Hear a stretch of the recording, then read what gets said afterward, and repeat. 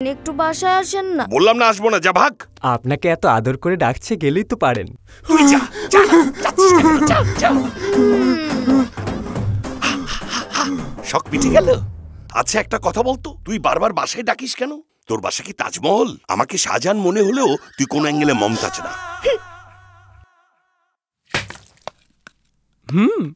Hello ma'am. কল্যাণ, তোমার সাথে একটু পার্সোনাল কথা আছে, চলে যেও না। শিওর। ডবল কংগ্রেস। এই খুশিতে তুই ড্রিঙ্কসের টাকা দিবি আর আমি বিরিয়ানি। দুইটাই আমার পক্ষ থেকে। ও তাহলে তো হয়ে গেল।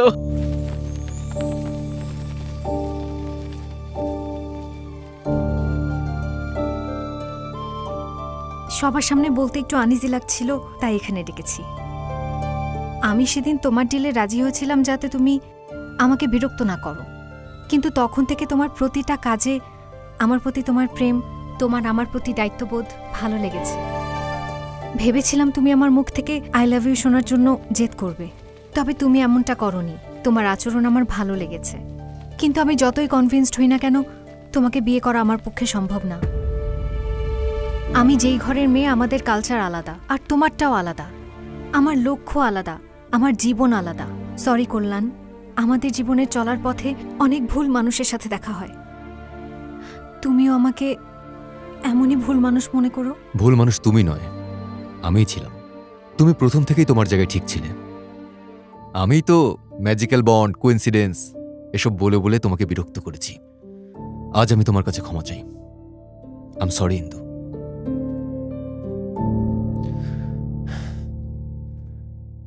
আরেকটা কথা ইন্দু, আমি আমার কষ্ট লুকাতে পারি, কিন্তু ভালোবাসা না। I love you.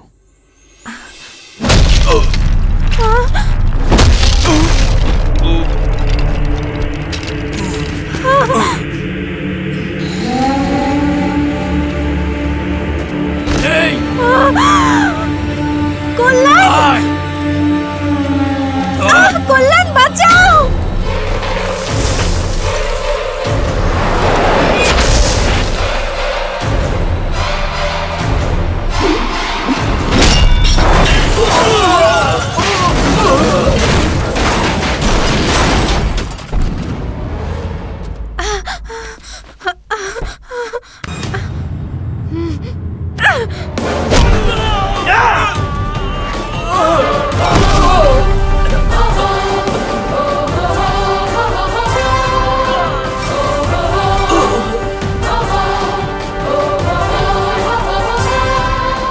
তোর টাইমিংটা ভালো ছিল। টাকার বিনিময়ে একটা মেয়েকে ওঠাতে সাধ্যমতোই চেষ্টা করেছিস, কিন্তু এখন শোন, তুই যদি মেয়েটাকে ছাড়িস তাহলে আমিও তোকে ছেড়ে দেব। তুই আগে নিজের জানটা বাঁচা।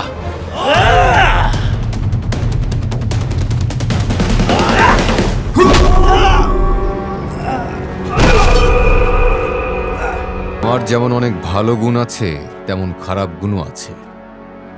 একবার মার শুরু করলে কন্ট্রোল করতে পারি না। তারপর সামনে কে আছে, তার ব্যাকগ্রাউন্ড কি, সবার কিছুই আমার মনে থাকে না, শুধু মার চলে।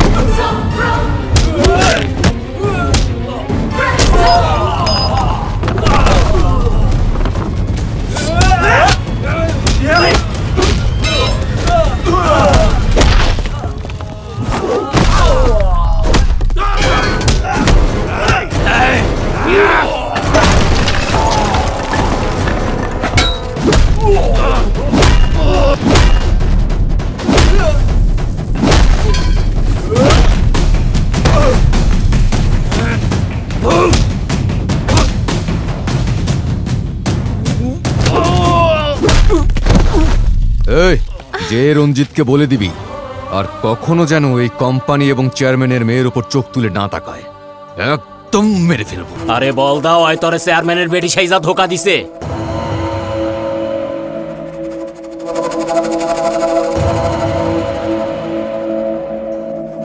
পরিচয় তো তুই জানোস না। বীরভদ্রপুরের এমএলএ রবি যাদবের হবু বউ এইটা।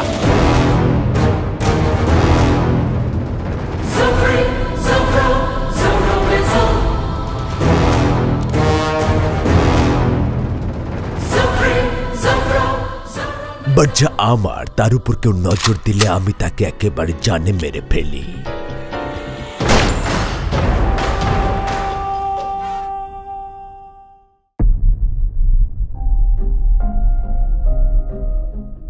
তুমি আসলে কে? চেয়ারম্যানের মেয়ে সেজে কেন এসেছো? আমার বাড়ি বীরভদ্রপুর, বাবার নাম নাগেশ্বর। আমার বাবা যা ভাববে তাই করবে, ওনার মতো জেদি লোক আর কেউ নেই।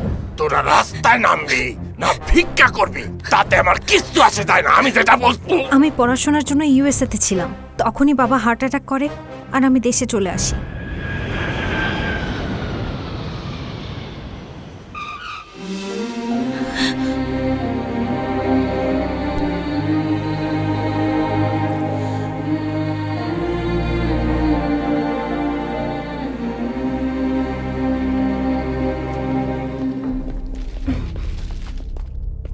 নমস্কার,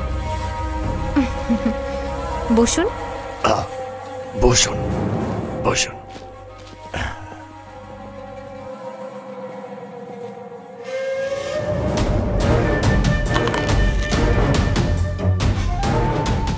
আবার দেখা হবে।